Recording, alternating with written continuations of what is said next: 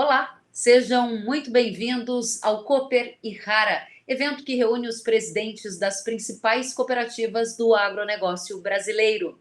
Na edição de 2021, além das lideranças do setor, participam o presidente da Agroconsult, André Pessoa, e o economista do Banco Itaú, Pedro Renault. Nos próximos minutos, você vai acompanhar um super conteúdo com projeções para a economia e câmbio, tendência para o mercado de soja e milho, tendência para o mercado de carnes, renovação do convênio 100, reforma tributária e muito mais. O conteúdo desta live foi gravado no dia 23 de fevereiro de 2021. Se você gostar, compartilhe nas suas redes sociais. Que ótimo estar com vocês, muito prazer em rever alguns, encontrar outros colegas novos, e eu gostaria de explicar um pouquinho de como vai ser a nossa dinâmica, e o objetivo principal é que a gente saia daqui com um conteúdo de muita qualidade que possa nos ajudar no dia a dia em cada uma das cooperativas, em cada uma das regiões do Brasil. A gente vai ter um bate-papo que começa agora, e seria fantástico se eu pudesse contar com a participação de vocês, com comentários, com a visão. É só mandar a mensagem no chat ou abrir o microfone para fazer a pergunta, porque a nossa intenção é que seja, de fato, algo bastante interativo e dinâmico. Quero já chamar, então, o André Pessoa, presidente da Agroconsult. Quero cumprimentá-lo. Bom dia, André. Seja bem-vindo. Bom dia, Kelly. Tudo bem? Como vai? Bom dia a todos aí. Um prazer enorme estar com vocês, né? Agradecer o pessoal da Irrara pelo convite e mandar um abraço para todos os amigos. Eu estou vendo vários deles aqui que eu não vejo há bastante tempo. Estou com saudade de todo mundo. É verdade, encontro virtual. André, seja muito bem-vindo, prazer tê-lo conosco também. Quero saudar e cumprimentar o Pedro Renault, economista do Banco Itaú, que também nos faz companhia. Pedro, bom dia, seja bem-vindo.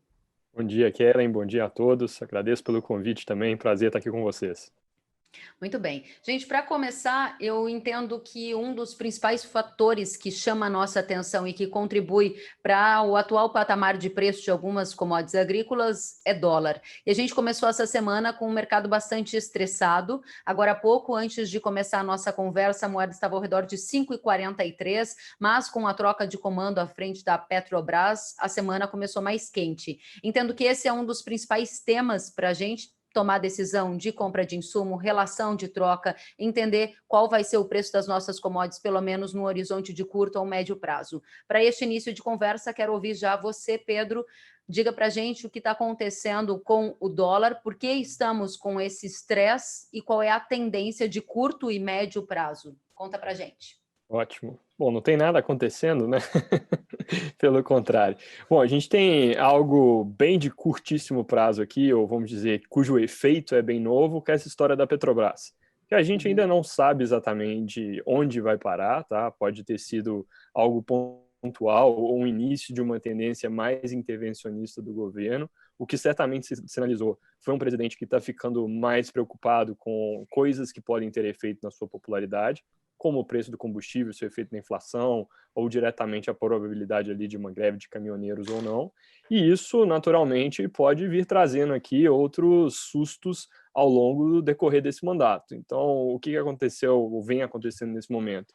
O mercado está se ajustando para um risco adicional que entra na conta, que é exatamente esse risco de uma nova surpresa. E na nossa leitura aqui, é algo que não vai, infelizmente, se dissipar tão cedo, porque enquanto a gente tiver pressão, seja de pandemia que ainda não passou, seja de vacinação sem trazer alívio, que ainda leva um tempo, seja pressão sobre preço, inflação, que de fato machuca a popularidade ali, sempre vai haver um motivo para ir nessa direção. Então, eu diria que da semana passada para cá, a gente ganhou um prêmiozinho a mais na moeda que talvez não seja permanente, mas certamente será duradouro. Em cima disso, agora a gente tem algo mais estrutural, vamos dizer assim, que é a questão fiscal no Brasil. O câmbio aqui está bastante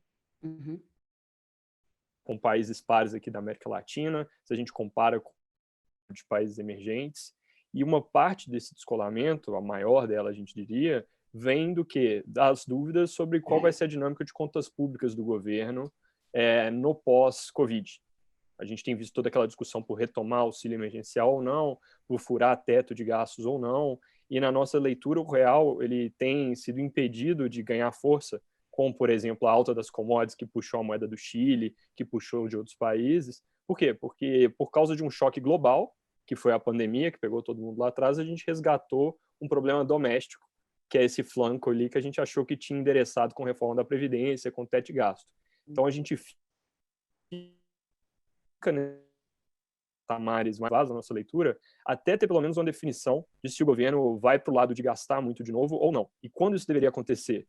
Março é um mês que faz sentido pensar aqui, a gente vai ter definições um pouco maiores.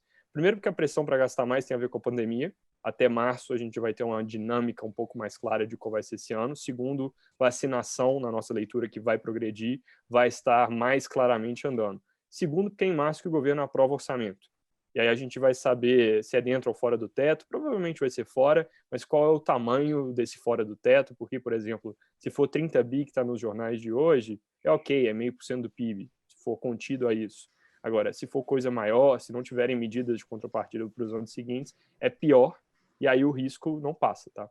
Só para colocar um último ponto.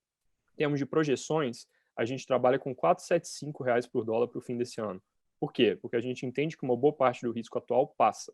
E aí, pensando em fundamentos da moeda, a gente entende que o valor justo é abaixo até desses 4,75. Faz sentido pensar em 4,50, coisa assim.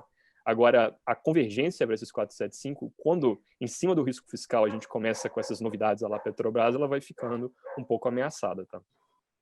Interessante que você traz para a gente, então, a conjuntura, o fator estrutural, trazendo justamente as contas públicas e todo esse debate envolvendo a questão fiscal e projeta uma taxa de 4,75. A taxa de vocês está abaixo do que o projeta o mercado. No Boletim Focus desta segunda-feira, a gente viu, inclusive, uma elevação na projeção da taxa de câmbio saindo de R$ 5,01 para R$ 5,05. Antes de passar a palavra para o André, quero só perguntar para você mais uma questão.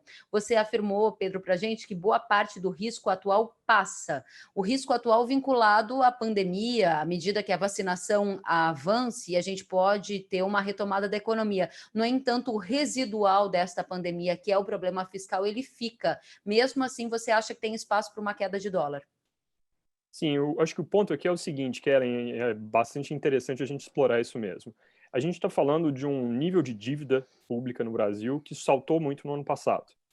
Mas que, se a gente não ficar inventando nossas novas linhas de gasto, se a gente ficar dentro do teto, basicamente, ele se estabiliza nos próximos anos. Na verdade, nesse ano ele até cai, tá? Porque o que acontece? A gente mede dívida sobre PIB. E como o PIB cresce, o denominador da fração aumenta, a fração recua um pouco. Então, ficando dentro do teto, e aí aqui a gente não tem no cenário nenhuma grande reforma acontecendo, vamos chamar assim de nenhum grande gol. É só não fazendo gol contra. Esse nível de dívida fica minimamente estável. E aí isso, para a gente, seria consistente com uma redução, sim, do risco. Porque a dúvida hoje é se ele não continua subindo. E aí, por que eu condiciono isso mais ao início do ano? Porque a pressão por renovar o auxílio emergencial, por exemplo, ela se concentra nesse momento. A zona cinzenta ali, onde a pandemia ainda pressiona de um lado e a vacinação não traz alívio do outro. Onde a gente não sabe como está a atividade econômica e tem muita gente achando que vai haver um colapso. A gente até discorda um pouquinho também. Então, passado esse primeiro momento, se não veio o auxílio agora, na minha leitura não vem depois. E aí, se esse risco não se consolidou agora, ele não surge, ele não renasce depois, tá? Muito bem, obrigada, Pedro. A gente volta daqui a pouquinho com você. Eu lembro, pessoal, que todos vocês que estão nos ouvindo atentamente de várias regiões do país, se quiserem colaborar, enviar comentários no chat ou também abrir o microfone para fazer a sua colocação, é muito bem-vindo. André Pessoa, você concorda com o Pedro? A tendência do dólar até o final do ano é cair? Olha, Kelly, eu sou engenheiro agrônomo, então assim, eu não tenho muito como discordar do Pedro, ainda mais numa instituição como a que ele representa, que tem lá uma seleção de bons economistas para fazer essas avaliações. Mas, assim, então eu não me atrevo a fazer uma projeção sobre câmbio, Sim. né?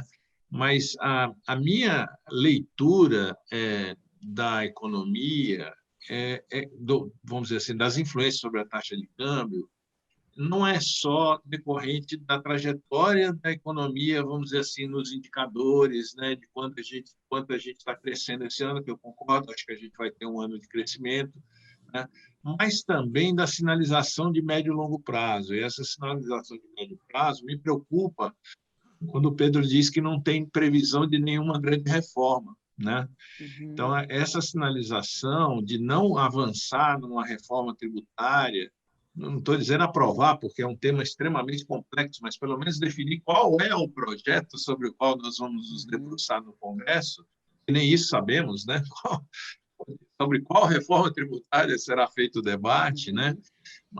E a outra reforma, como é o caso importante, e na minha avaliação deveriam ser feitas em paralelo, que é a reforma administrativa, porque nós estamos falando aqui do lado da receita, mas tem que falar o lado da despesa também, né? Porque deveria ser casada a condução dessas duas discussões.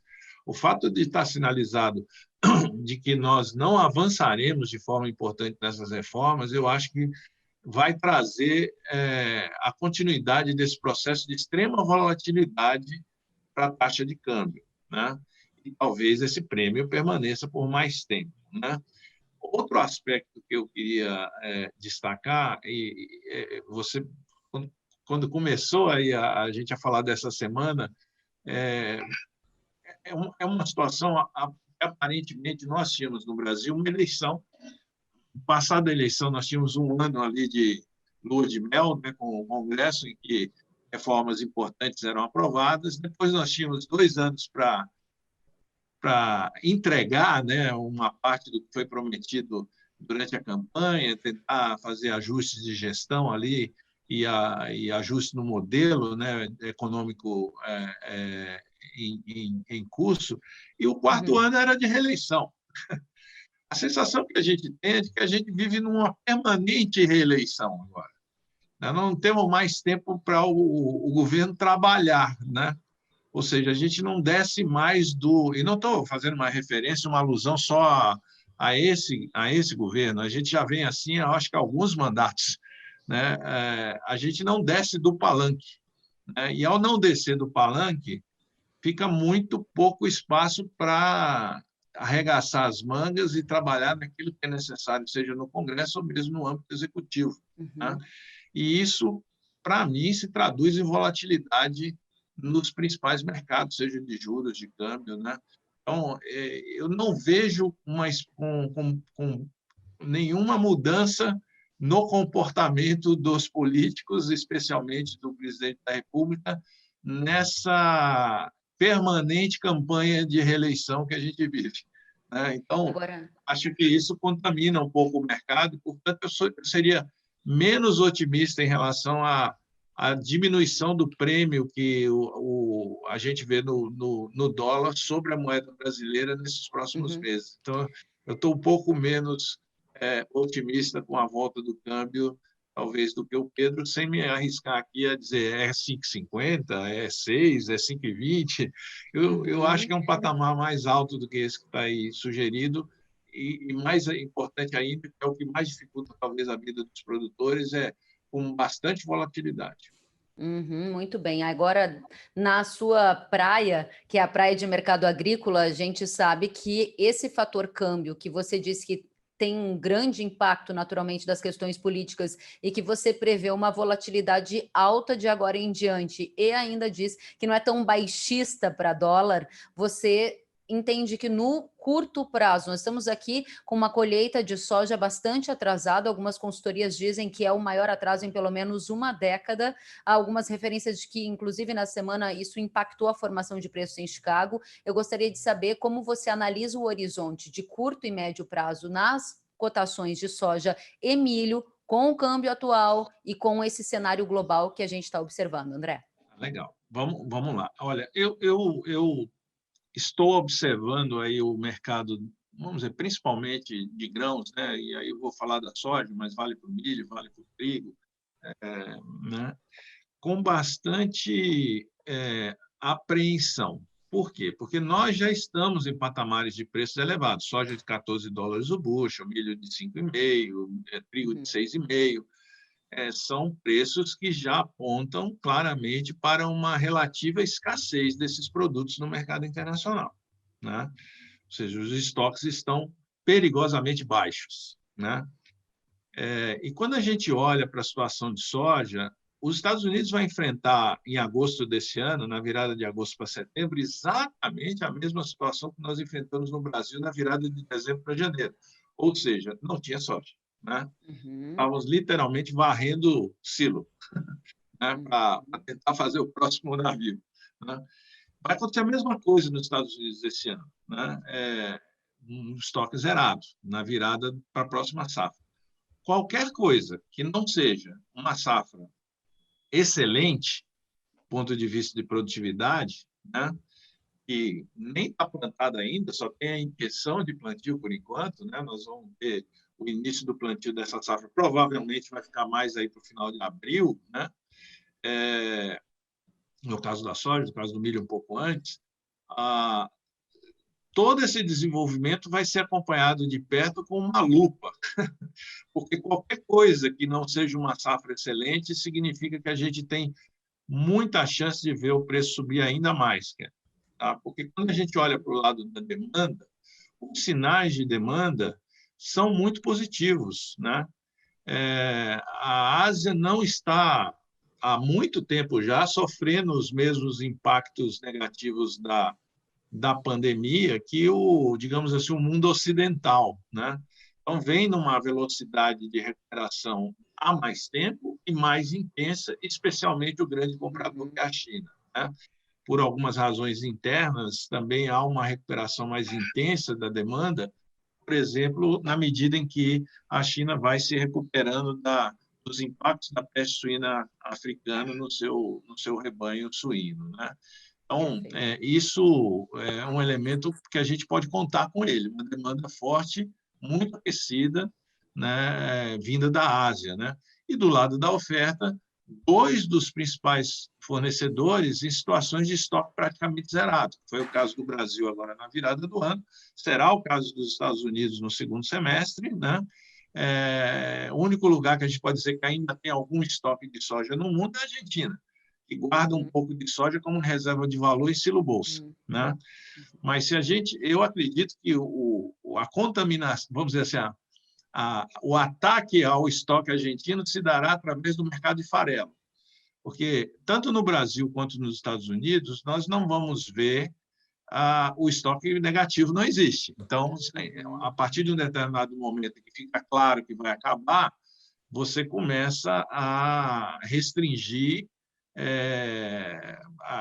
não por intervenção estatal, mas por preço mesmo, né, a saída do produto para proteger a indústria doméstica. Mas, ainda assim, haverá necessidade de restringir o consumo nos Estados Unidos, porque vai sair praticamente toda a soja, vai produzir talvez menos farelo do que seria necessário para atender os clientes americanos, assim como foi o caso do Brasil no final do ano passado. E o grande compensador disso é o farelo argentino. Então, o estoque de soja que está no silo-bolsa na Argentina vai virar farelo e vai para o mercado internacional.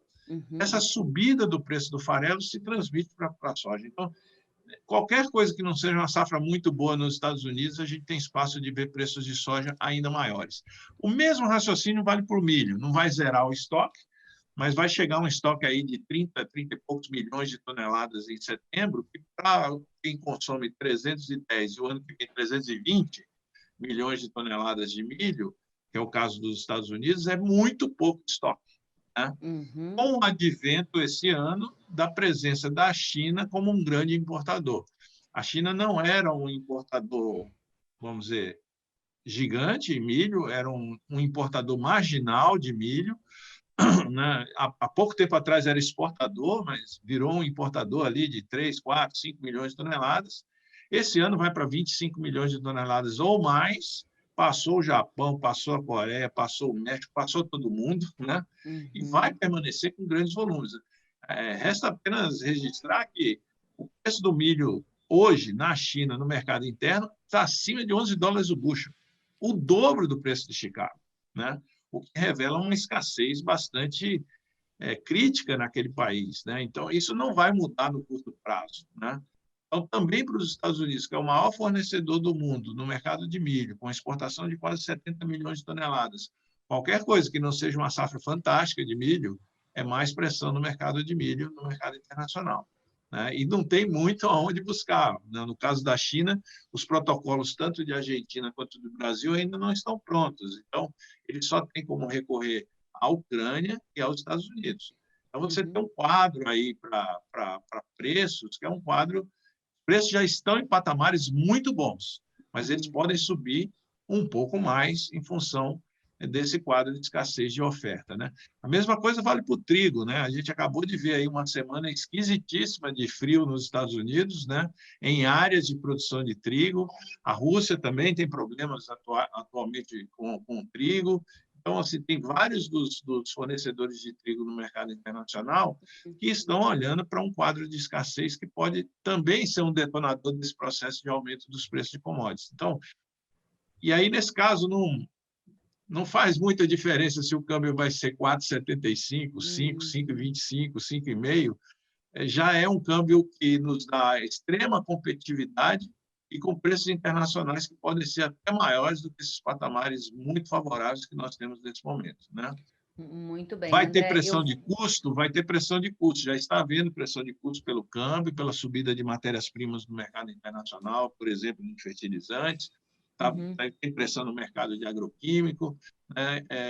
Tem pressão aqui no mercado de sementes, mas nenhum desses itens subiu tanto quanto o numerador dessa equação, né? Que é o preço da commodity. Então, as relações de troca nesse momento são bem melhores do que há um ano atrás, que já eram os níveis recordes até então alcançados de relação de troca.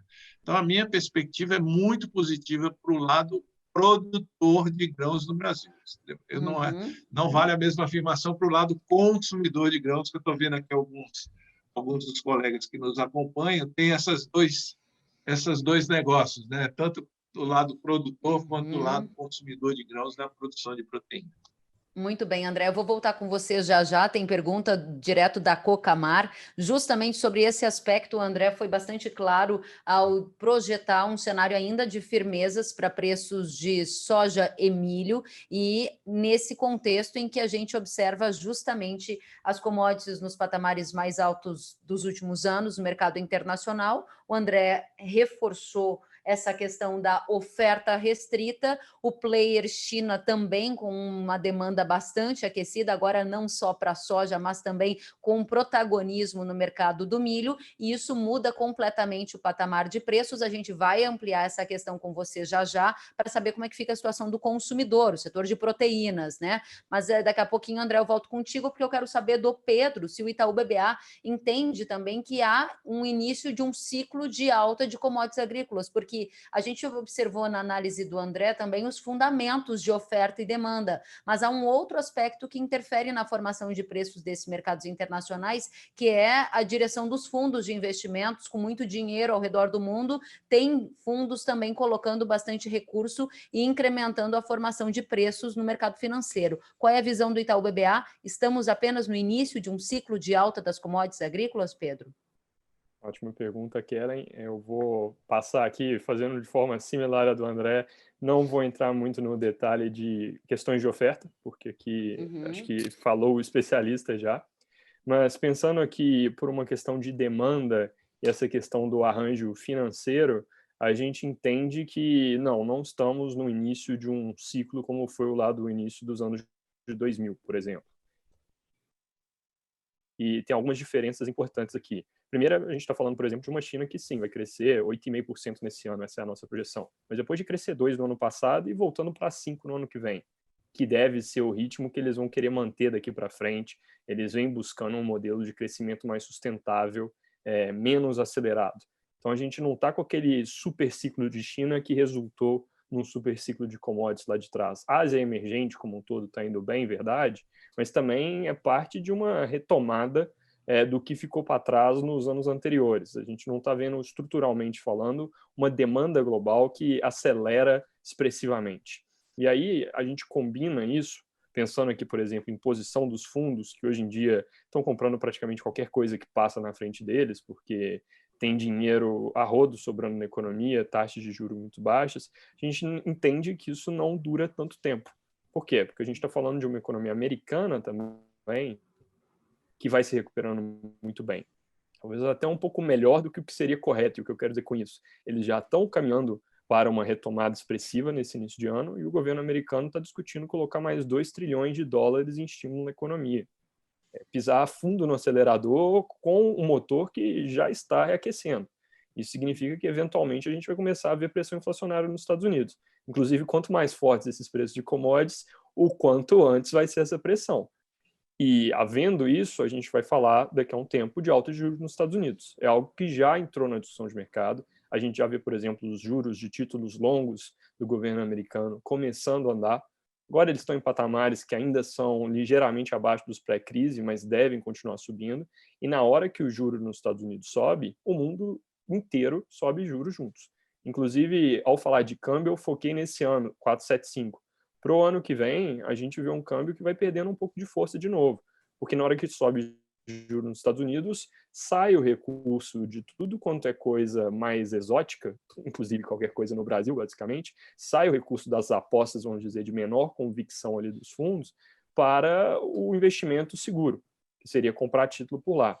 Então, uma parte da exuberância, vamos chamar assim, que a gente vê nos mercados, e você vê isso em uma série de coisas, é no Bitcoin, é nas posições super alavancadas dos fundos em diversos classes de ativos, ela deve começar a passar.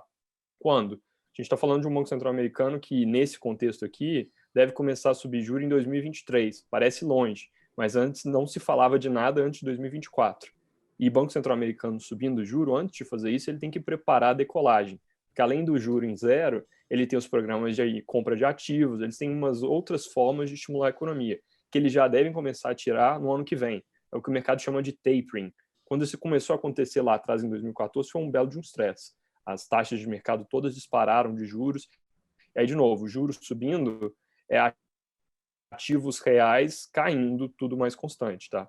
Então, na hora que vai entrando essa discussão de tapering nos Estados Unidos, que deve ser no ano que vem, você perde uma parte desse estímulo financeiro ali para o preço da commodity. O juro baixo, ele vai deixando de ser tão presente. Não é que vai voltar, vamos dizer, rapidamente para níveis elevados. Longe disso, mas vai sair de zero.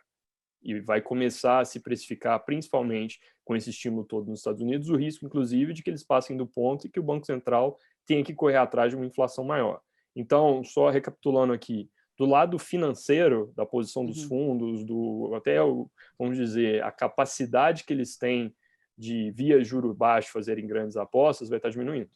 E do lado estrutural aqui de demanda, a gente entende, é mais um momento de recomposição depois de uma parada global, do que um início de um ciclo muito vigoroso de crescimento. Interessante. Agora, dentro dessa sua posição, que me parece tem uma linha de divergência também com o que o André colocou, e o André pode me corrigir na sequência, entendo o André mais altista, prevendo talvez o início de um ciclo contínuo de preços mais firmes. André, na sequência eu vou te dar a palavra para você corrigir se não for exatamente isso, e o Pedro dizendo que não enxerga do ponto de vista financeiro tanto vigor nesse movimento que a gente tem observado de alta nas commodities agrícolas, e você sustenta a sua análise numa demanda que você entende que não é tão firme em função de um ritmo de economia global não tão acelerado, entende que a China continua crescendo, mas crescerá menos do que crescia antes, e diz ainda que os juros nos Estados Unidos mais altos também tirariam um pouco da atratividade das commodities agrícolas, deixando outros ativos mais atrativos. Seria isso, Pedro? E a partir de quando a gente começa a ver esse movimento? É 2023. Exato, seria isso. Eu diria que em meados de 2022 a gente já deveria começar a observar esse tipo de movimento, principalmente no quesito juros. Talvez a parte de força do crescimento, como a gente está falando inclusive de muito estímulo, ela perdure por mais tempo, e aí realmente esse componente demanda, ele fique mais para 2023 do que 2022. Mas o componente juro, se estiver errado aqui, eu diria que ele vem antes e não depois, tá? Então, só para ser bem preciso, a gente tem que, em 2022, o Banco Central americano começa a preparar a alta, e ele, de fato, começa a subir juros no início de 2023. Se eu estiver errado nesse cenário, eu acredito fortemente que é porque vai ser antes e não depois. Muito bem, obrigada, Pedro. Quero passar a palavra para o André e já também trazer para você, André, uma provocação, se puder, de que responda para a gente o Divanir da Cocamar, e ele pergunta justamente sobre um ponto que você colocava antes. A safra de soja chegou e deve ser uma grande safra, mas os preços continuam altos. Neste cenário, como você enxerga este efeito no mercado interno de carnes e o impacto na inflação? Sei que esse foi um tema que a gente deixou para você comentar agora. A palavra é sua. Tá bom. Deixa eu começar pelo debate anterior. Achei muito interessante o que o Pedro colocou assim, aparentemente temos uma divergência, mas ela é bem pequena. Quando a gente coloca em perspectiva. A tua pergunta, Kelly, assim, estamos no início de um ciclo de alta dos preços? Bom, eu acho que nós não estamos no início, nós estamos no meio já, né? A gente veio de soja ali de $9 o bushel não faz muito tempo, né? Estamos com soja em 14, estava com milho há um ano atrás, alguém que falasse milho em $3 o bushel, ninguém podia trocar, né? Porque a perspectiva era de uma safra americana acima de 400 milhões de toneladas, né? Uma queda no consumo, né? do milho nos Estados Unidos, a gente viu completamente o contrário, né? Assim, então, eu acho que a gente já está no meio, né?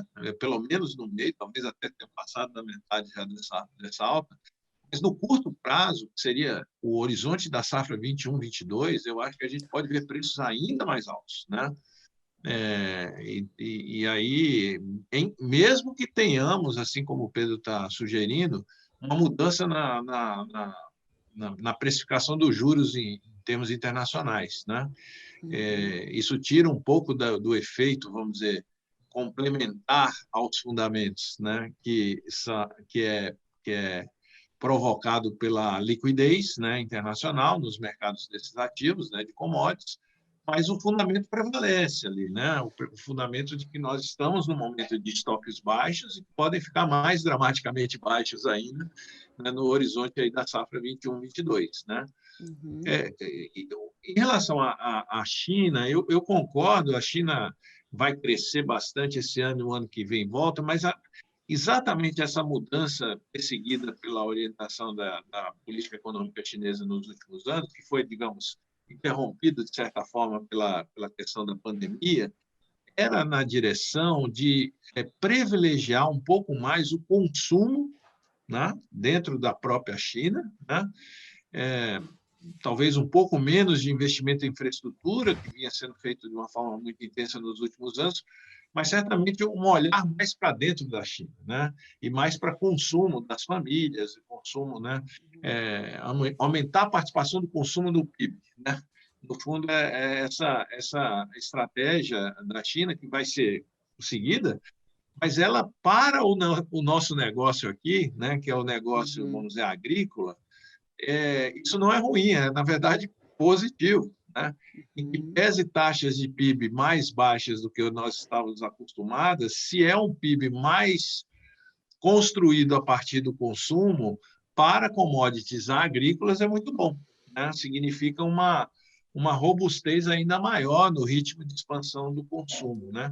Talvez a mesma leitura não valha para commodities energéticas e commodities minerais, que estariam muito mais ligadas, talvez, à questão de infraestrutura, né? Então, mas para commodities agrícolas, certamente essa mudança de orientação de política econômica na China não traz tantos prejuízos assim à forte demanda, né, que a gente está vendo naquele país. Em relação à pergunta eu estou vendo aqui que é do Robson ou é da Cocamar, Desculpa, né? vou colocar para você novamente aqui, deixa eu só abrir, aqui, acho que, Divanir, da Cocamar, e ele Do pergunta Didi. justamente, exatamente, você acabou de falar para a gente, André, que 21, 22 o preço pode ser ainda mais alto para grãos, Sim, e sim. ele perguntou como ficam os consumidores no mercado doméstico brasileiro, o setor de carne sendo bastante impactado. Olha, não ficam bem, não, Didi. Eu gostaria de te dar uma outra resposta, mas assim nós vamos ver uma situação de aperto do ponto de vista de custos, né? É lógico que isso vai ser sentido de forma desigual nas diferentes cadeias e desigual entre os players de uma mesma cadeia. Então, se a gente pensar em cadeias que são muito voltadas para o mercado interno, vou citar aqui a cadeia do leite, a cadeia de ovos, né? Vão sofrer mais, porque terão uma dificuldade de repassar esses custos para os consumidores, vamos dizer, em meio a uma pandemia e a uma economia ainda envolta num processo de grande desemprego e talvez até sem a contrapartida do auxílio emergencial. Então, essa dificuldade de repasse significa que as margens vão ser muito apertadas e, em alguns momentos, nós vamos ter que diminuir a produção de alguns desses produtos para fazer algum tipo de ajuste. Então, vai ser muito difícil. Para cadeias de carnes, por exemplo, depende muito da posição do player em relação ao mercado internacional.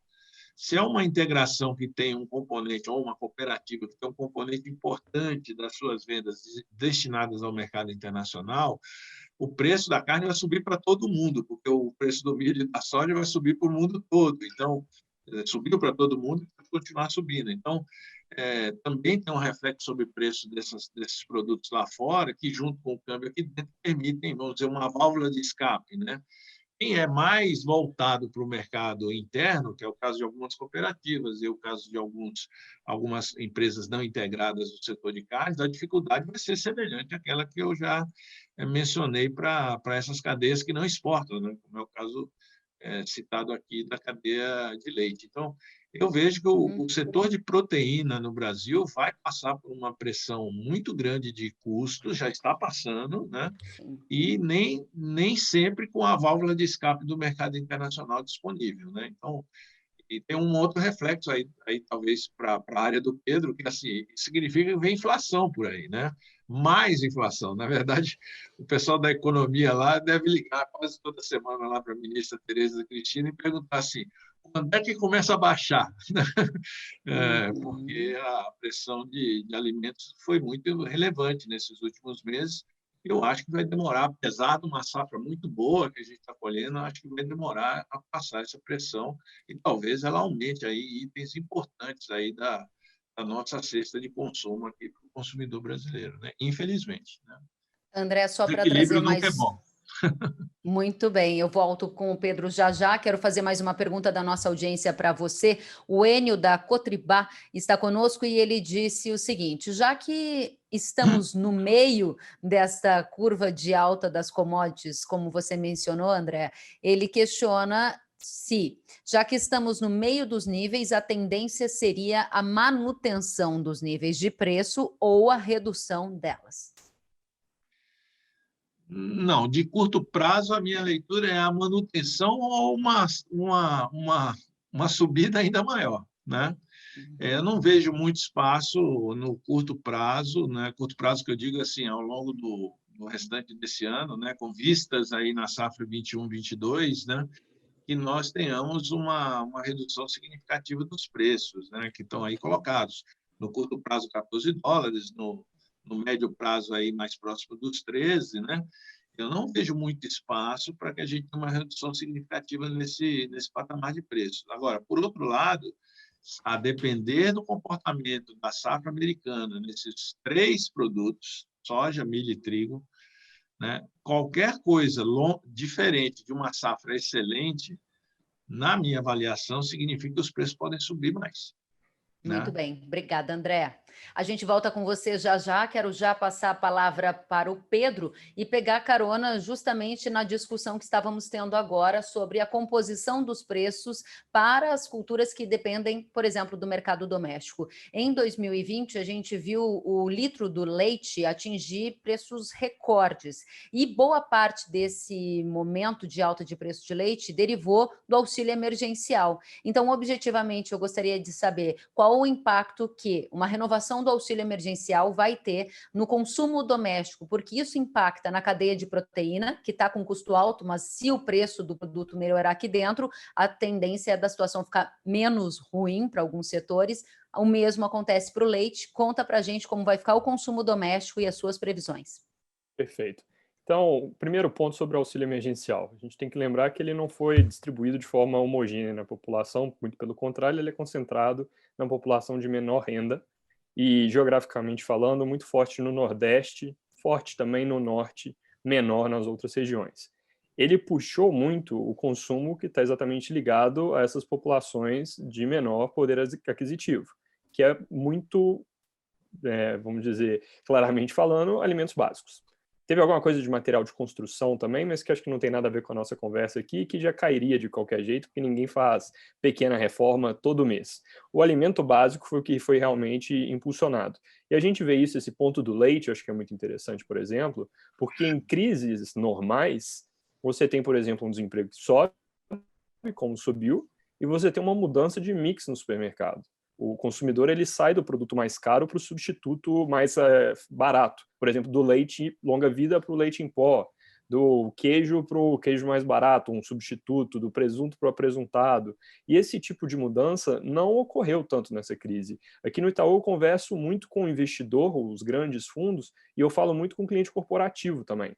E esse tipo de feedback é algo que eu tenho visto com alguma frequência. Então, o auxílio emergencial, ele realmente, em um momento de um choque para a economia que seria recessivo do ponto de vista de consumo, por exemplo, na verdade ele deu uma turbinada, por exemplo, na compra de alimentos básicos.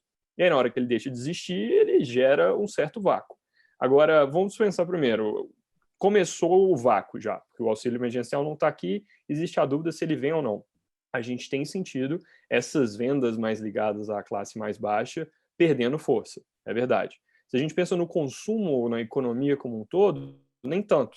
Porque ao mesmo tempo que a classe mais baixa consumiu mais no ano passado, a classe média e alta poupou dinheiro. Não foi a restaurante, por exemplo, não usou certos serviços. Isso deixou uma parte da economia meio desligada que tende a ir voltando. Tá? Se a gente fala de uma volta do auxílio emergencial, isso é certamente benéfico para esse consumo ali dos preços, vamos dizer, dos produtos, e certamente para os preços domésticos, dessa parte que está menos ligada ao mercado internacional. Então, leite, por exemplo, acho que é um exemplo claro, em alguma medida aqui, ou a cadeia de proteínas, no geral, apesar da gente ter exportações expressivas, você tem uma demanda doméstica que estava pressionando.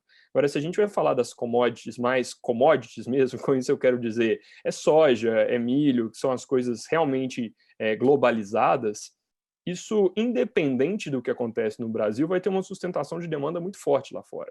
E aí, acho que a consequência do auxílio emergencial para esse tipo de mercado vai ser muito menos via demanda doméstica e muito mais via efeito que isso vai ter no câmbio. Porque renovar o auxílio emergencial pode ser feito, vamos dizer, de forma responsável, que é uma coisa contida. Ser fora do teto de gasto, gente, já meio que já era, tá? Vai ser fora do teto, se vier. Mas isso não necessariamente é uma catástrofe, se for contido, se for pequeno. Por exemplo, quando a gente fala dos 30 bi que eu mencionei aqui, estão nos jornais. Isso é 0,5% do PIB, tá? Longe de ser uma catástrofe, desde que seja 0,5% mesmo e não seja o início aqui de uma nova escalada. Ano passado foi 4% do PIB, aí já é gigantesco. Então, se for contido, não acho que a reação de câmbio é ruim, e aí a renovação do auxílio ela é meio, vamos dizer, indiferente ali para o que seria o preço local da soja. Você vai ter talvez um pouco mais de consumo de farelo para fazer aqui a ração que vai virar leite, no final das contas. Agora, se for ruim, é câmbio para cima. E aí você, na verdade, vai ter essas commodities aí ficando mais competitivas para o produtor, enquanto domesticamente você vai ter uma demanda que aumenta, mas com o câmbio batendo inflação, levando a mais aumento de juros. Então, uma história que no fundo, o auxílio emergencial muito grande, por mais que ele dê um estímulo no curto prazo, ele é tiro no pé, porque ele vai virar uma puxada de freio lá na frente. Tá?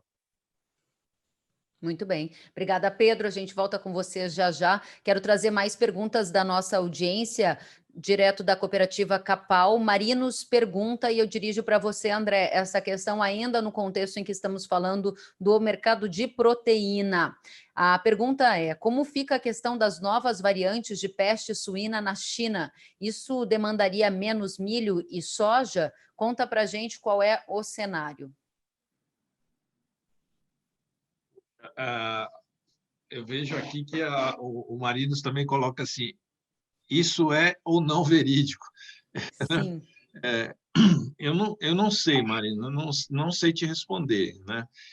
É óbvio que se nós tivermos lá uma uma reincidência, né, da crise sanitária que eles enfrentaram. Bom, primeiro, eu acho que não necessariamente vai ser do mesmo tamanho, né, porque o país está mais preparado, já tem protocolos sanitários e de, vamos dizer, circunscrever a doença em regiões menores do que tinha quando apareceu a primeira vez, né? Eles já estão mais preparados para enfrentar uma situação desse tipo, né? Então, eu não acredito num impacto do mesmo tamanho. Agora, a gente está falando de questão sanitária, a gente já aprendeu com o Covid aí que nunca pode dar como vencido o negócio, né? Então, a gente pode ter situações que se agravam aí, mas eu nem sei se, de fato, a gente está tendo um problema significativo lá de reincidência, né, da doença, né?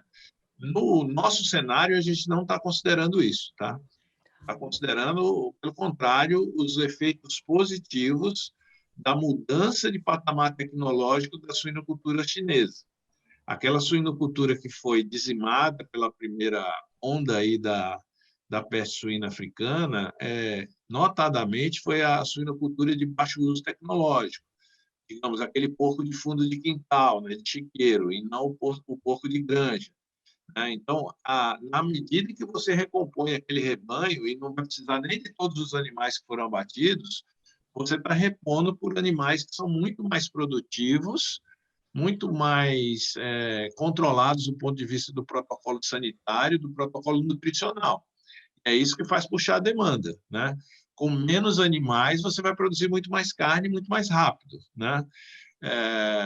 Então, essa substituição que está causando, vamos dizer, e é rápida essa substituição, mais rápida do que se imaginava, que está aumentando a pressão de consumo pela suinocultura.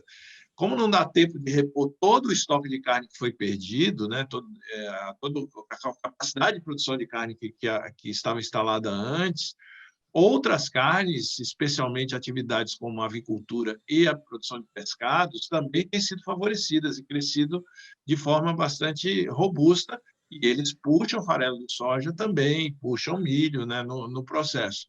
Então, eu não estou considerando uma reinfecção generalizada, como a gente viu há 3 anos atrás, da questão de peste suína na China, né? Mas se houver, claramente, isso promoveria uma redução do consumo e um reflexo sobre as cotações internacionais, né? Mas eu não sei se te dizer assim, está acontecendo ou não está acontecendo, eu não tenho essa informação.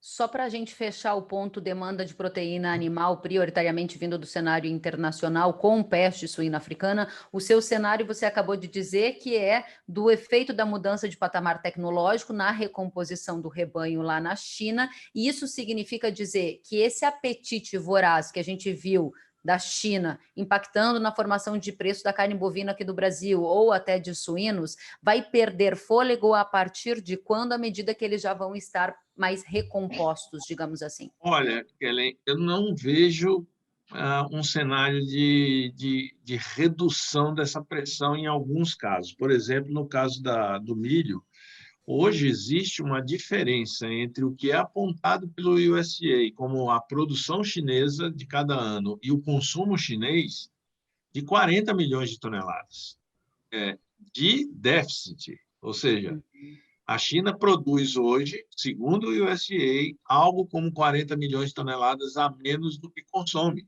de milho. Então, tem que ir ao estoque ou tem que ir ao mercado internacional. O que nós víamos assistindo até o ano passado era que ela ia ao estoque, porque essa não é uma situação de um ano só, é uma situação que vem se agravando. Esse déficit era lá de 10 milhões, depois passou para 15, para 20, agora tem quase 40, né? Mas tinha um estoque gigantesco que vinha sendo consumido. Dois sinais importantes de que a situação mudou de patamar. O preço interno do milho na China e a quantidade, o tamanho da subida desse preço nos últimos meses e o volume de importação da China, de milho praticado pela China nesses últimos meses, né? Então, assim, a sinalização que dá é que o desequilíbrio é enorme e vai permanecer, né? Então, eu não vejo um arrefecimento. Talvez não compre 30 milhões de toneladas no ano que vem, compre 20, mas 20 já é o maior importador do mundo. Aí, para um Uhum. país que não fazia parte do trade global de milho até 2 anos atrás. Né? Então, não vejo uma situação assim de a gente voltar ao que era, não. Voltar um pouquinho em relação a 2020, 2021, né? No 21, 22, pode ser. Mas eu Uhum. acho que nós estamos numa crise lá de abastecimento que vai ser preponderantemente atendida com importações. Né? Muito bem. Obrigada, André. Então, nós temos aqui a fala do André de uma crise de abastecimento que será suprida preponderantemente por importações. Temos o Brasil como um player relevante também no mercado de proteína animal, e isso impacta na nossa audiência aqui, nos produtores e toda a cadeia que o agro integra, prioritariamente na via do mercado internacional. Agora, tem uma outra via que pode compensar essa alta de custo que a gente está falando, que é o mercado doméstico, né? E é sobre isso que eu quero falar com você, Pedro. A sua perspectiva é de retomada na economia do Brasil? Quais são os padrões que você já observa? E segundo, eu tenho ouvido muito de elos diferentes da cadeia, a escassez de algumas matérias-primas, a dificuldade para conseguir fazer esse ritmo de retomada virar algo execuível, porque falta, às vezes, aço, às vezes um custo ficou muito maior para importação de insumos e isso acaba gerando um contágio em toda a cadeia. Conta para a gente qual é o seu cenário, Pedro. Legal. Vou começar pelo final da sua pergunta, porque isso é uma pressão de fato que a gente Uhum. observa muito, mas eu destacaria ela é de curto prazo. E por quê? Porque a economia ela não é uma máquina que você liga e desliga com um botão de interruptor. Ela tem as suas defasagens ali, e você citou, por exemplo, cadeia de aço. Quando o alto Uhum. forno desliga, e metade dos altos fornos no Brasil foram desligados no auge da pandemia, você leva semanas para ligar de novo. E, e não foi uma crise doméstica, foi global. Então a mesma coisa aconteceu em praticamente todos os outros países. E aí a gente fica com disrupções ali na cadeia de fornecimento, que, óbvio, são gargalos na retomada, mas elas passam. A gente olha para a produção industrial no Brasil, por exemplo, nesse momento. Ela está super forte. A gente mede aqui no Itaú o nível de utilização de energia elétrica na indústria, porque isso me permite saber o que aconteceu até ontem, em vez de esperar o dado de produção industrial do IBGE, que o último ainda é de dezembro. E eu vejo que nos últimos meses a coisa está forte, acima do pré-crise. Por quê? Porque o nível de demanda na economia brasileira mudou estruturalmente e depois da pandemia a gente demanda mais do que antes? Não. Se é alguma coisa, a gente demanda menos. O desemprego subiu, as empresas estão mais Uhum. alavancadas. Então eu tenho o quê? Uma recomposição de estoques. E é um ciclo que dura alguns meses, deve perdurar em termos de intensidade de atividade na indústria, em termos de escassez de alguns produtos durante esse primeiro trimestre, mas depois vai se normalizando. A gente pega, por exemplo, a cadeia petroquímica. Tem grandes players da cadeia petroquímica que, conversando com eles no final do ano passado, eles me reportavam ter mais do que o dobro de demanda do que eles conseguiam produzir.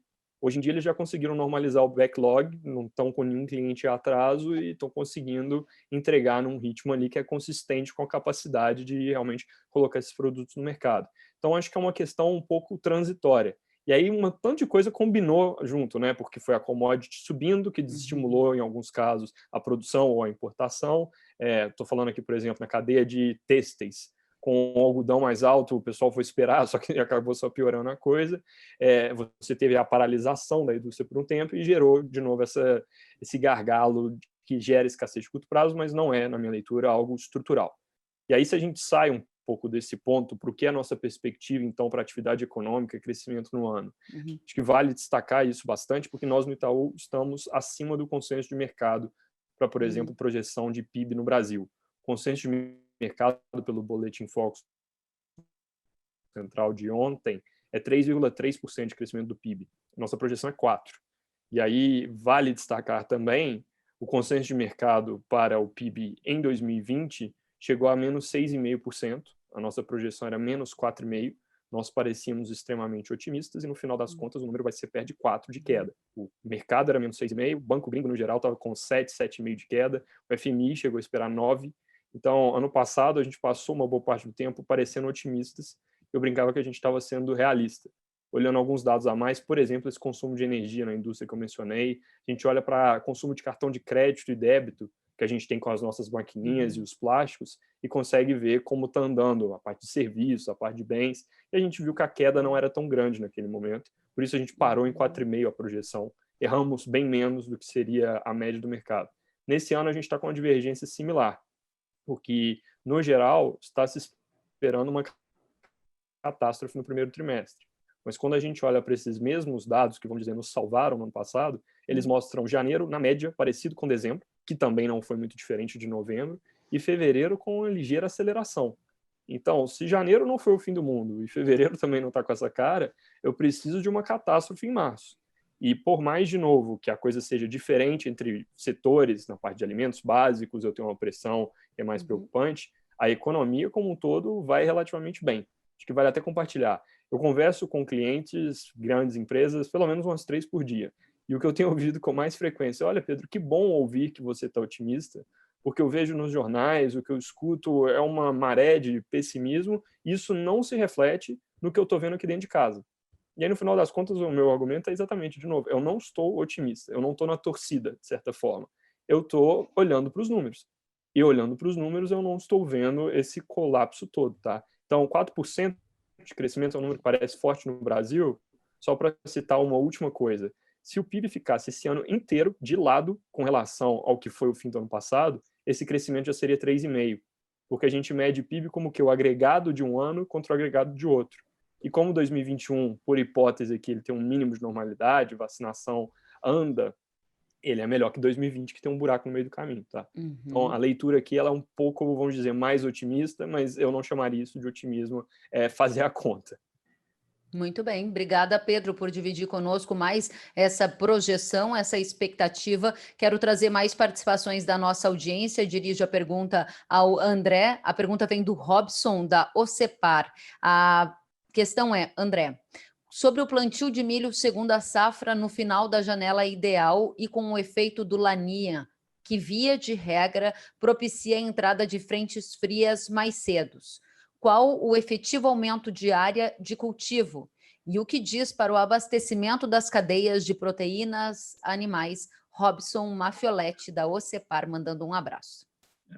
Bom, um abraço de volta aí para o Robson, né? Bom, Robson, o que nós estamos vendo aqui na AgroConsult é de que a nossa expectativa é do crescimento assim, de área plantada bem robusto do milho, safrinha, a despeito do atraso do plantio em várias regiões, do plantio da soja, né, precoce, em várias regiões, aí no seu Paraná, lá no Mato Grosso, né, no Mato Grosso do Sul, em várias regiões a gente teve um atraso expressivo no plantio da soja precoce, que se traduzirá agora numa colheita tardia e com um plantio do milho, portanto, atrasado, né? Certamente a gente vai ter esse atraso, mas a despeito desse atraso, nós não estamos vendo nenhuma mudança de intenção de plantio. Os produtores vão plantar, na nossa avaliação, 1 milhão de hectares a mais de milho safrinha quando comparado com o ano passado. O nosso número é 14,3 milhões de hectares, contra 13,3 do ano passado. Dá 7,3%, se eu não me engano, de crescimento, né? E com atraso, né? Nós vamos ter milho aí no Paraná plantado na virada de março para abril, vamos ter milho no Mato Grosso certamente avançando dentro do calendário do mês de março, né? Mas ninguém vai deixar de plantar milho, né? Pela situação de preços que a gente tem, não é só pelos contratos que já estão celebrados, mas pela indicação de preços fantásticos aí que a gente tem para esse ano. E quando a gente olha lá para fora, um quadro de mercado internacional que é mais chamativo ainda, né, para esses preços, e com a indústria aqui extremamente preocupada com o abastecimento, né? Agora, a garantia da produção é que não se tem, né? Embora eu tenha visto quadros climáticos bem otimistas aí para o mês de abril, a gente vai precisar de bastante chuva em abril, e para maio também, né? Com chuvas acima da média para maio, que a gente também vai precisar da chuva de maio, né? Não dá para garantir que a safra vai ser de mais de 80 milhões de toneladas, né? Eu acho que o nosso número da maior parte das consultorias está nessa faixa dos entre 80 e 80 e poucos milhões de toneladas, mas eu diria que não dá para contar ainda com isso, né? Até se a gente for pensar no atraso, em que pese o aumento do uso de tecnologia, porque ninguém vai economizar com a tecnologia, mas só o atraso do plantio já significa que a gente deve esperar um potencial produtivo menor, né, do que aquele que a tecnologia que vai ser empregada devia sugerir. Então, assim, 80 milhões de toneladas é o suficiente? Olha, se a gente exportar no mínimo 35, que é o que no mínimo a gente vai exportar, nós já estamos falando aí de 35 de exportação mais 70 do mercado interno, nós estamos falando de 105. Nós tivemos 25 na primeira safra. Se produzir 80, dá exatamente os 105. Então, assim, o estoque fica como está. Só que a gente não tem garantido que vai produzir mais do que 80 e a gente não tem garantido que a gente só vai exportar 35. Né? Porque com um quadro de escassez lá fora e com o câmbio no patamar que está, é extremamente convidativo para mandar mais milho para o mercado internacional. Então, a chance da gente ver os estoques serem ainda mais baixos aqui no mercado interno, e é isso que vai provocar essa manutenção da pressão de custos para a cadeia de proteína, é bem grande. Né? Então, assim, apesar da área plantada ser acrescida em 1 milhão de hectares. Super interessante. Eu vou fazer uma proposta para os senhores da gente responder mais uma pergunta do chat, André, dedicada à soja. E na sequência eu gostaria de entrar em um tema que pode interessar a mais gente aqui, que é a questão do convênio 100. Lembrando que em março, no final do mês, a gente vai ter uma expectativa de renovação ou não desse convênio, que pode garantir uma incidência menor de tributos, o que deixa um insumo num preço mais confortável do que num cenário contrário. Diga, André. Kelly, eu queria só fazer um comentário bem rápido sobre uma das coisas que você perguntou ao Pedro, Pois não. essa questão da dificuldade vamos dizer, da indústria responder, né? A demanda quando ela vem de uma desorganização. Nós, por outras razões, né, na verdade, por esse desequilíbrio que a gente está falando aqui e o estímulo dos preços altos no mercado, nós vamos ver coisa semelhante na indústria, na nossa indústria. Né? Nós nunca vimos uma demurragem tão grande para fertilizantes nesse momento. Né? A demurragem nossa era mais tarde, era lá para maio, lá para junho, ela não acontecia no mês de fevereiro. Né? Nós temos pressões também na indústria de defensivos. Para comprar uma máquina hoje nova, uma colheitadeira, uma plantadeira, um trator, tem que entrar numa fila, né? E não tem garantia de que vai receber para a próxima safra, né? E tem que pagar adiantado. Né? Então, assim, a nossa capacidade de resposta na expansão de oferta também está, de certa forma, limitado, porque nós não estávamos preparados para um repuxo tão grande. Né? Então, isso vai em linha com o que o Pedro tinha colocado, assim, isso é PIB também. Né? Ou seja, nós vamos estar com essa indústria fornecedora do agronegócio também ali estressada no limite da sua capacidade, né, para tentar atender o setor, para dar conta de plantar mais, quem sabe, 1,5 milhão de hectares de soja o ano que vem, a mais do que plantamos esse ano, atingir os 40 milhões de hectares, né? Mas se não for atingido, não é por falta de intenção dos produtores ou de recursos para fazer o investimento, é da indústria de atender. Né? Muito bem lembrado, André. Esse é um ponto bastante importante. Pedro, você gostaria de complementar? Eu só diria que talvez no agro isso é potencializado pelo fato de que se você pega uma indústria de bens de consumo, ela parou, mas a demanda também caiu durante algum momento. E no agro não. Então a coisa continuou sendo usada, o insumo, o trator, só que a indústria de base ela de fato parou, né? E tem um ponto, por exemplo, essa compra antecipada talvez de fertilizante, com juro baixo e risco de fornecimento, todo mundo tem um incentivo para estocar coisas que possa fazer.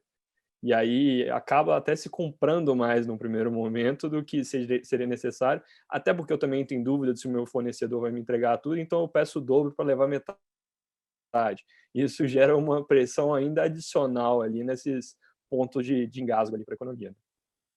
Muito bem, interessante esse ponto e peço inclusive que os senhores que representam cooperativas de todo o Brasil contribuam conosco aqui no chat dizendo se percebem que este movimento também está acontecendo na região de vocês. E eu gostaria de entrar num tema que também nos interessa demais, a expectativa de aumento ou não de tributos sobre a cadeia agropecuária. A gente viu um amplo debate acontecendo aqui no estado de São Paulo, prioritariamente no final de 2020, início de 2021, com mobilização do setor contrário a um aumento de tributos no Estado. E agora o setor também se vira para o convênio 100, aquele convênio de desde 97 que ele ocorre, né, que garante a incidência menor de alguns tributos na cadeia agropecuária. Esse convênio até março deverá ser renovado e aí é que está a questão. Será renovado? Como é que estão as articulações em cada estado? Como é que estão as negociações? E há ou não uma preocupação dos senhores nesse sentido. Gostaria de saber se os senhores podem comentar no chat ou também participar.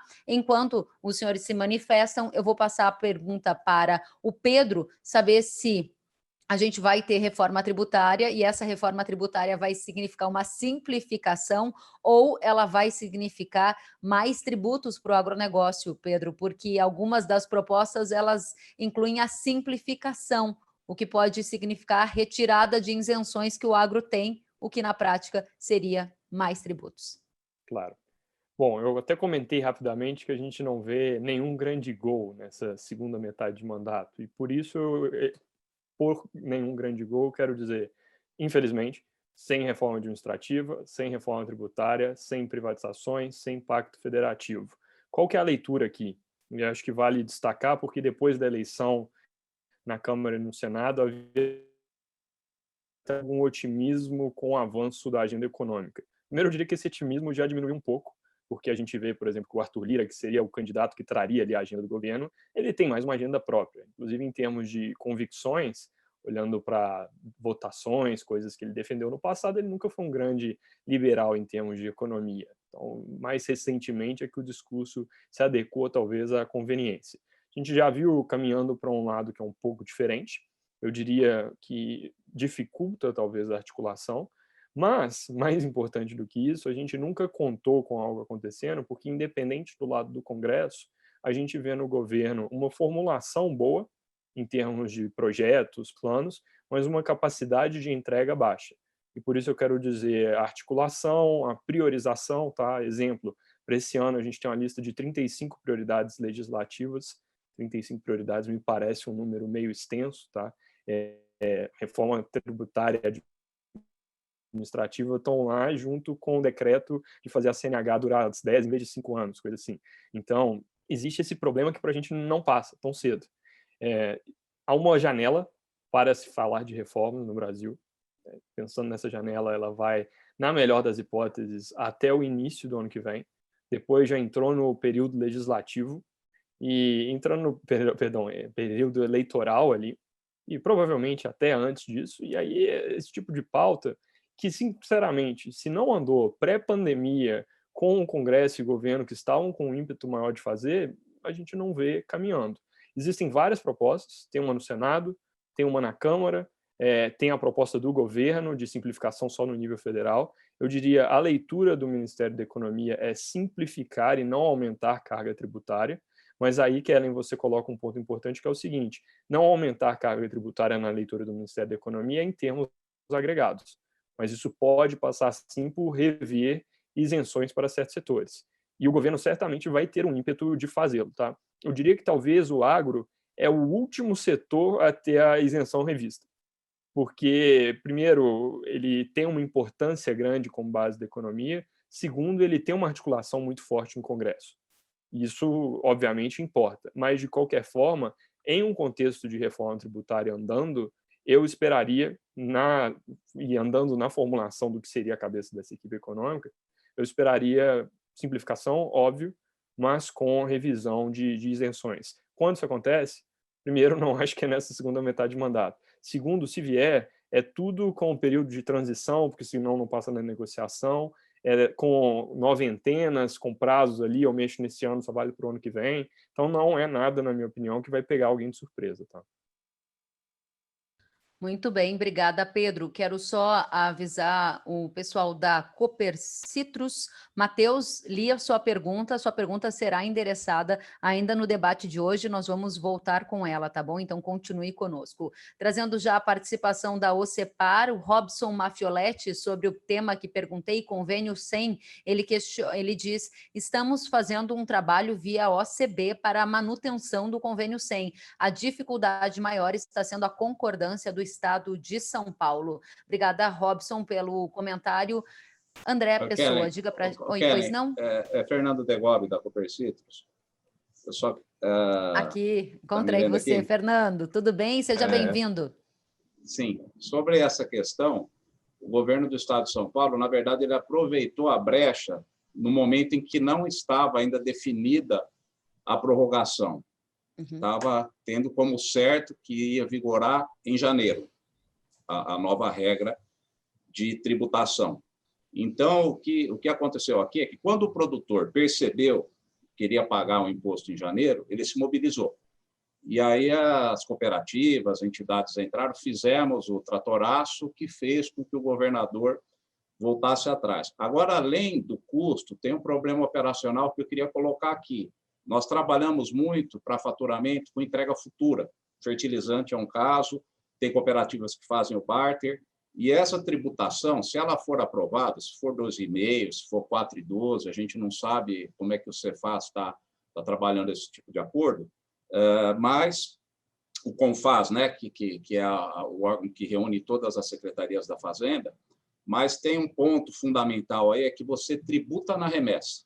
Então, você imagina, você fechou um barter de café, está fechado tantas sacas de café por tonelada de fertilizante ou de soja, como é que você chega e refaz essa conta agora? Porque na hora que você for fazer a remessa, é que você vai ter que tributar, não é no faturamento. Você fechou com o cooperado um valor, ele já comprou o insumo, isso já está determinado, aí quando você vai fazer a nota de remessa lá na frente, você tem que fazer uma nota complementar do ICM.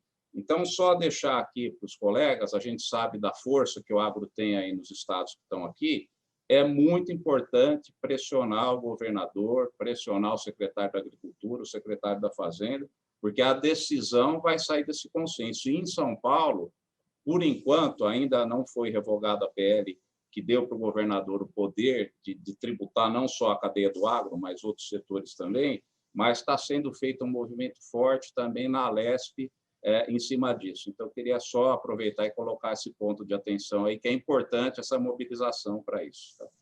Muito importante a sua participação, Degobi. Conta para a gente só mais uma contribuição, se for possível, o seu sentimento, né? Porque à medida que você conversa com cooperados, com deputados, com lideranças, você também consegue delinear o que você está prevendo para os próximos meses. Você acha que há um ambiente confortável para renovação e para que esse tributo adicional não venha a recair sobre o produtor, ou não você está temeroso com o que tem observado? Bom, a informação que nos chega é que está caminhando com acordo para que seja fechado em 2,5 essa taxa. Tá? Essa informação veio do próprio governo, aqui de São Paulo, dizendo que está havendo uma negociação para que chegue nesse valor. Então, até o Gonçalves, aí, a gente sabe que o Júlio é o presidente do Sindiveg, a gente sabe que tem o pessoal ligado à PropLife também da indústria. É muito importante a mobilização agora, porque, além do valor, tem essa questão operacional que é muito complicada. É muito complicada. E aí isso vai recair, em alguns casos, como prejuízo para a cooperativa, que alguns produtores podem alegar que eles já fecharam o negócio, já foi faturado, e podem não compreender esse ponto que você tributa na remessa. Muito obrigada, Degobi, pela participação. Robson, da OCEPAR, seja muito bem-vindo. Obrigado. Só contribuindo um pouquinho nessa discussão, a gente fez agora um protocolo na Secretaria da Fazenda aqui do Estado para o governador, e isso foi um acerto lá com a OCB, então acho que as cooperativas que estão aqui de São Paulo, de Minas, Goiás, Rio Grande do Sul e outros estados aí, pudessem fazer isso também, porque realmente não vai ser fácil essa discussão. Semana passada nós tivemos com o secretário da Fazenda aqui do Estado, o Renê, né?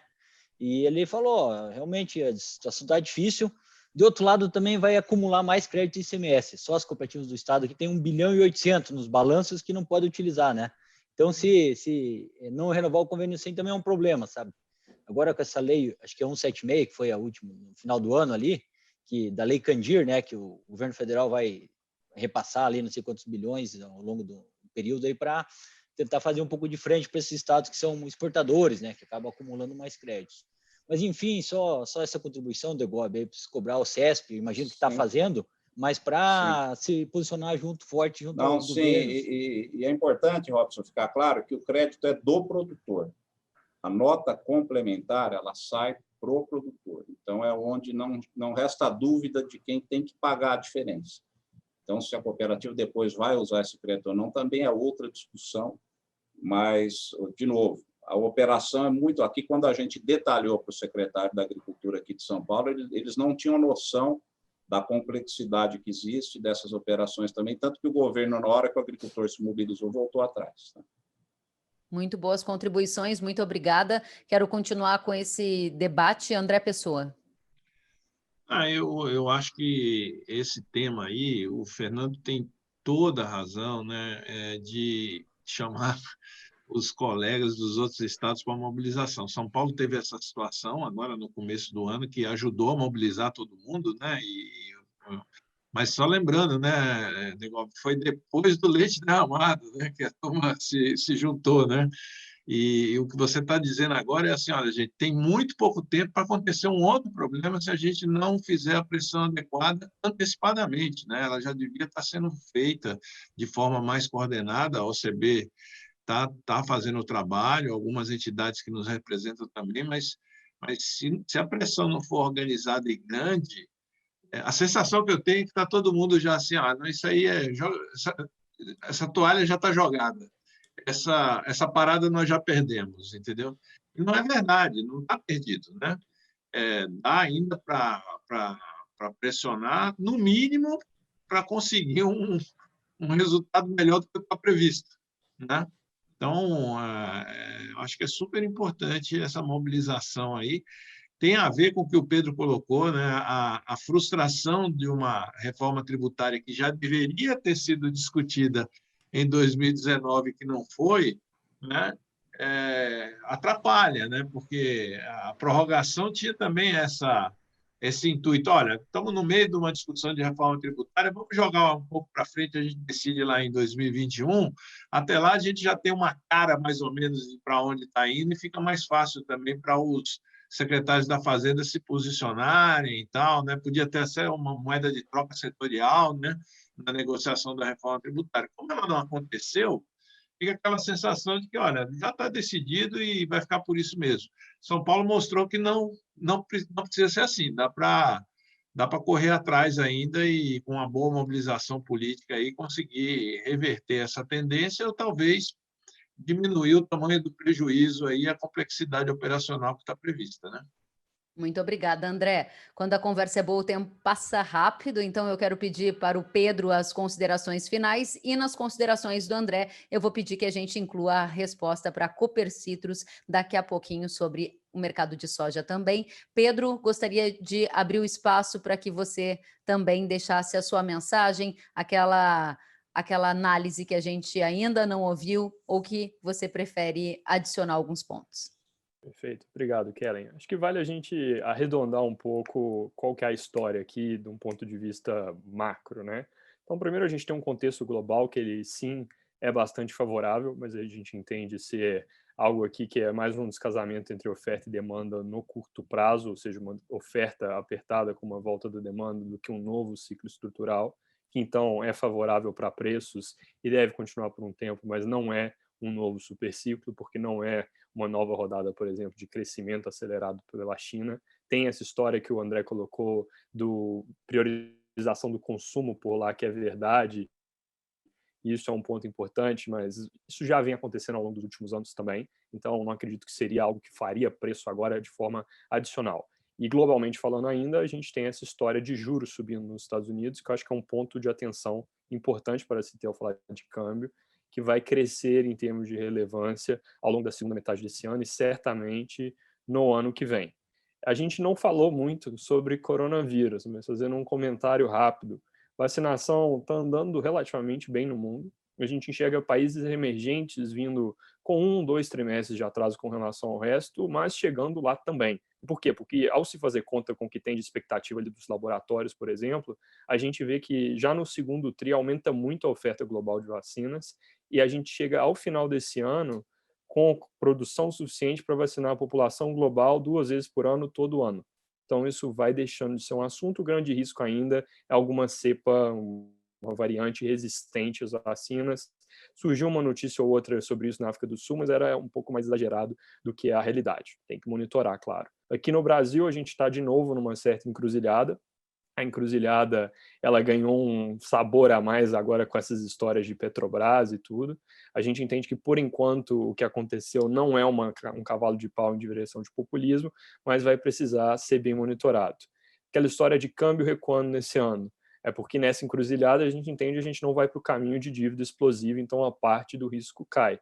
Agora, com esses novos componentes, a propensão de recuo desse câmbio ela diminui um pouco. Por isso, 4,75 eu veria agora como um piso, talvez coisa até acima disso. Antes a gente via seriamente como algo que poderia ser furado ali para baixo, tá? Tem uma história que ajuda no câmbio, que eu acho que vale a gente ter em mente, que é juros subindo. Vai subir provavelmente já em março agora.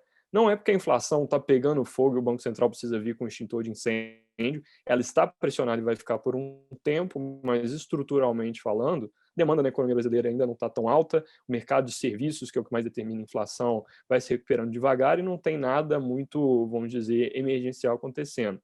Mas já que está pressionado no curto prazo e tem que subir porque a economia está voltando também, melhor o Banco Central fazer logo. E aí a gente entende que já começa agora em março, depois desse negócio da Petrobras, pode começar até um pouco mais rápido. Leva de 2 para 2,5 de uma vez, em vez de começar num passo de 0,25, que é o comum. No ano que vem, juros sobe de novo, porque como está subindo lá fora, se não sobe aqui, o câmbio perde muita força. Então a gente está falando de uma Selic voltando aqui para patamares mais normais, perto de 5%, e se eu vejo algum risco aqui, é de antecipação dessa curva. Seja o Banco Central vindo um pouco mais forte em março já, por causa dessa história da Petrobras, seja, em vez de fazer uma pausinha nesse ano, que é o que a gente enxerga, sobe de 2 para 3,5 e depois no ano que vem começa de novo a subir para 5, já faz tudo de uma vez para ficar livre ali, inclusive ano de eleição, já está com a lição de casa feita de certa forma, tá? Não estamos otimistas com o cenário, vocês podem ver pelo que a gente projeta, por exemplo, para reformas, basicamente nada, mas estamos acima do que é consenso de mercado e aqui, de novo, acho que é a questão de fazer a conta sem ficar com muito viés, tá? Acho que essas são as principais mensagens que eu acho que todo mundo precisa ter um pouco na cabeça, tá? Então, é PIB um pouco mais forte do que se tem na conta, com um câmbio que aprecia, mas não é porque o Brasil fez nada brilhante, é só porque ele também não foi para o lado completamente errado que a gente ainda está flertando com ele. Juros sobe, mas para patamares historicamente ainda baixos, significa mercado de capitais ainda bem ativos, fontes de financiamento ainda bem interessantes aqui para a gente pensar via mercado privado. Agora, histórias de subsídio, à la BNDES, à la subsídios tributários, eu esperaria que elas continuem deixando de existir ao longo do tempo. Pedro Renault, muito obrigada, economista do Banco Itaú. Agradecemos demais pela presença, pelas contribuições. Fica com a gente mais uns minutinhos, por gentileza. Queremos ouvir você, André, e claro, eu não posso deixar de trazer aqui uma das perguntas que não foi respondida, a pergunta do Matheus Marino. Pois não? Desculpa, só antes de cortar aqui, fazer uma propaganda rápida que eu acho que pode ser útil, principalmente para quem olha para câmbio. A gente tem feito aqui no Itaú um podcast, chama Itaú Morning Call. Ele aparece todo dia de manhã na Apple, no Spotify também. Normalmente eu mesmo gravo, é coisa de uns 5 minutos comentando um pouco o que é importante para o mercado naquele dia. Eu acho que pode ser bastante útil. É Itaú Morning Call. Depois, se quiserem, a gente disponibiliza o link. Muito bom, muito bom. Muito obrigada. Sempre bom a gente começar o dia bem informados. Quero então trazer a pergunta, André, do Matheus Marino, da Cooper Citrus. Como fica a margem do processamento de soja no Brasil? Existe a possibilidade de retomada do processamento no Brasil? E as suas considerações finais. É bem difícil, Marino, mas assim, minha leitura, Marino, é que a gente, na hora que começar a subir com mais força o mercado, o preço do farelo de soja, a gente já não vai ter mais muita soja aqui no Brasil, sabe? Então, a minha sensação é de que nós não vamos aproveitar tanto quanto os argentinos e os americanos. A gente vai seguir, vamos dizer, com uma atratividade maior para a exportação da nossa soja grão, né, muito forte agora nesses próximos meses, até por conta dessa perspectiva de que não tem mais soja nos Estados Unidos, né? E quando o reflexo disso vier, que é assim que tiver definida a safra americana, a gente tiver um reflexo sobre o mercado de farelo, com aquele ataque ao último estoque que resta no mundo, que é o dos argentinos, eu acho que a gente vai ter uma margem muito boa, mas não vai ter mais soja, né? Então, o quadro é mais ou menos esse. É mais ou menos o produtor que vendeu antecipadamente a sua soja por R$90, R$100, achando que estava fazendo um bom negócio, e estava, né? Fazendo um ótimo negócio, e não tem mais soja para vender aos preços atuais, né? Acho que vai acontecer uma coisa muito parecida. Essas margens vão melhorar, eu acho que de forma bastante expressiva, mais para o final do ano, quando a gente tiver muito pouca soja aqui disponível no Brasil. Bom, acho que é a minha última intervenção, eu queria agradecer mais uma vez o convite, parabenizar o Pedro e mandar um abraço aí para ele. É muito legal estar com você, a gente sempre aprende contigo. E, Kelly, obrigado mais uma vez pela condução aí, né? Muito Um abraço para obrigada. todos. Obrigado, André, pela gentileza, e obrigado a todos pelo convite também. Agradeço ao André Pessoa, presidente da Agroconsult, Pedro Renault, economista do Banco Itaú, a todos que participaram ativamente conosco. Quero também fazer aqui um comentário em relação ao Arnaldo Bortoleto, da Coplacana, que acabou de nos dizer que em São Paulo estão pressionando os deputados com relação ao convênio 100. Eu quero agradecer demais a Ihara pela oportunidade de estar com vocês, ao presidente Gonçalves, a todos que estão aqui ao vivo